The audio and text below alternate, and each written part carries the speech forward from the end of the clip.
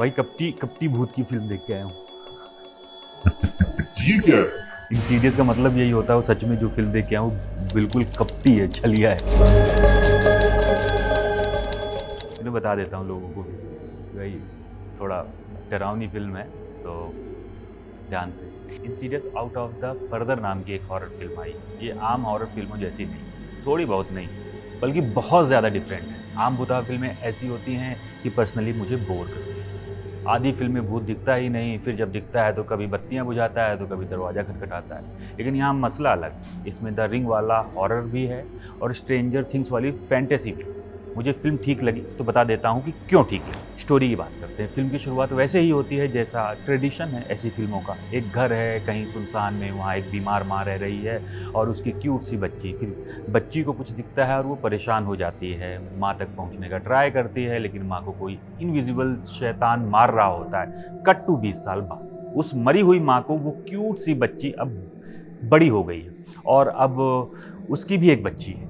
ये उसी घर में फिर से रहने आते हैं और फिर वही सब होता है। कभी अजीब लोग दिखते हैं, कभी बल्ब बंद हो जाता है तो कभी अजीब आवाज़ें आती हैं। कहानी नॉर्मल हॉरर फिल्मों जैसी ही चल रही होती कि अचानक से सब बदल जाता है।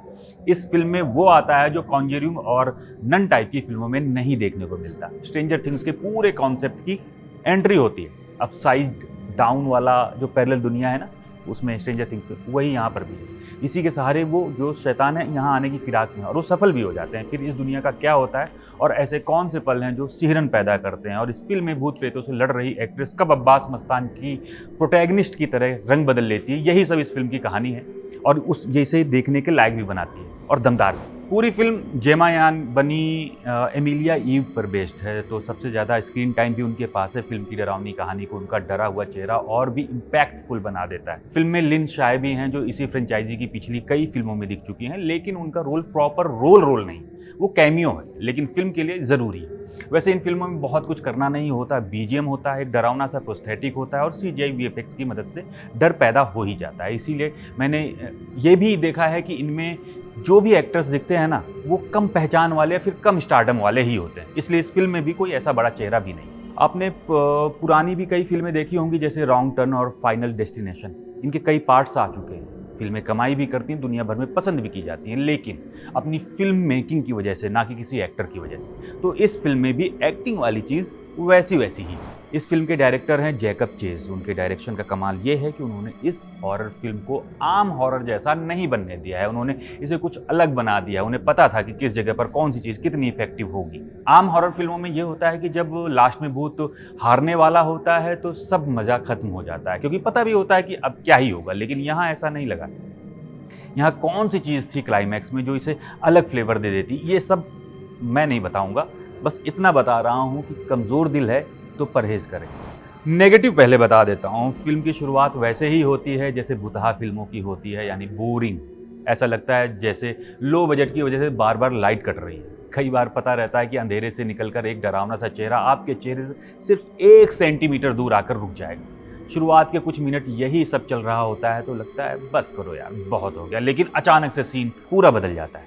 कई बार ऐसा होता है कि कलेजा निकलकर मुंह को आ जाएगा। जंप स्केयर सच में डराते हैं, भले ही पता हो कि यहाँ पर जंप स्केयर आने वाला। फिर एंट्री होती है इंसीडियस के वेक्ना की, जो दूसरी पैरेलल दुनिया का राजा है। ये इस दुनिया में आना चाहता है और उसके लिए माइंड गेम खेलता है। हीरोइन का बॉयफ्रेंड, हीरोइन की नई बनी दोस्त और हीरोइन की बच्ची सब धोखा खा जाते हैं। एक जगह तो बिल्कुल चौंका देने वाला टर्न आता है जब पता चलता है कि शैतानों का किंग तो दिमाग भी चला लेता है और छल प्रपंच भी रच लेता है। वो छलिया है, इसीलिए मैं बोल रहा था कि कपटी। उससे पार पाना सच में मुश्किल है, क्योंकि वो बहुत ताकतवर भी है और बहुत दिमागी भी। फिल्म के आखिर में इतनी जल्दी टर्न्स एंड ट्विस्ट देखने को मिलते हैं कि लगता है कि भाई भूतों वाली फिल्म देख रहा हूँ या कोई एक्शन थ्रिलर। एक सीन में एक शैतान हीरोइन की आंख फोड़ने वाला होता है, बहुत अच्छा सा सीन। तो हीरोइन को जो दूसरा शैतान होता है उसका पैर पकड़ खींच लेता है, बचाने के लिए नहीं, मारने के लिए। लेकिन इसमें होता यह है कि हीरोइन की आंख फूटने से बच जाती है कुछ देर के लिए। फिर दूसरा शैतान उसका गला काटने वाला होता है तो तीसरी शैतानिन उसका सिर गोली से उड़ा देती है, फिर से हीरोइन को बचाने के लिए नहीं बल्कि उसे मारने के लिए। लेकिन ये वाला साइकिल इतना लंबा चलता है बार बार कि हीरोइन को एक भी खरोंच नहीं आती। मेरा पूछो तो फिल्म मुझे ठीक लगी है। इसमें भूतों वाला हॉरर भी है और स्ट्रेंजर थिंग्स वाला थ्रिल भी, सस्पेंस भी भर कर है। तो अगर जाना चाहते हो तो फिल्म देख कर आओ, मज़ा आएगा। ये वाला रिव्यू देखो। तब तक मैं जा रहा हूँ हॉलीवुड के एक सलमान खान है, उनकी फिल्म देखने। उसके रिव्यू के साथ फिर मिलूँगा। तब तक के लिए बाय बाय।